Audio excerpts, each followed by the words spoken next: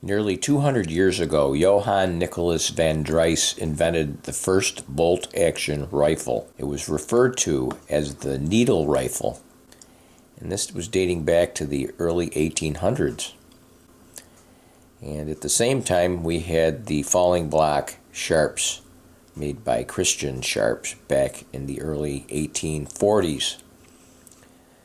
You see this beautiful Winslow Homer painting that was done, titled Sharpshooter. In the 1860s, there was the rolling block by Remington, and Henry opened up the door for all lever-action rifles to come in the future. Mauser in 1871 introduced their bolt-action rifle, a very fine example of the day. And then we have the 1882 Schmidt-Rubin, which was followed up, and before and after there were Winchester lever-action rifles as well. We can't leave the 9130 Mosin Nagant line out of the picture. They were major contributors, but the big gun of the day were the Mauser G98s.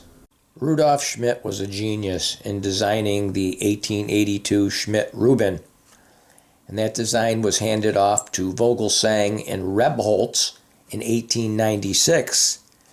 And eventually the gun evolved into what we're looking at here today, which is the Swiss K-31. There were many contributions that the Swiss had to the firearms industry.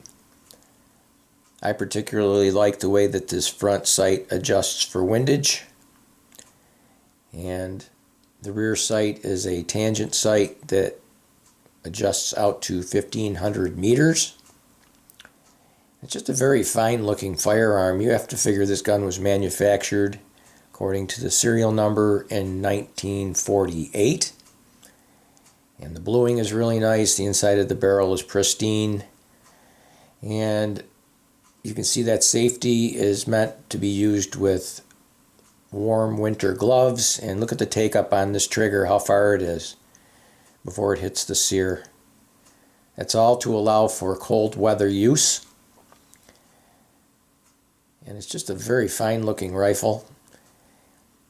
And Edward Rubin designed the cartridge in the middle, which is the 7.555. He also was responsible for the first jacketed bullets, with the Spitzer bullet being designed in 1898 by Georges Desailly from France. You combine those two, and what you have in 1905 is the GP11 bullet, which for today's standards is still way ahead of their time. So let's take a look at a couple of cartridges to compare the 7.555 to. The cartridge on the left is a .308 Winchester, 56 grains of water, 20 degree shoulder angle. 7.555, 65.1 grains of water and a 30 degree sharper shoulder angle. 30.06 on the right, 68 grains of water and a 17.5 degree shoulder angle. The GP11 bullet was way ahead of its time with a BC of 510 and a 174 grain bullet. To give you an idea how good that is, the 175 grain Berger VLD is .528. And detachable magazine, 6 rounds. These guns were manufactured between 1933 and 1958 with a total manufacturing build of 528,230.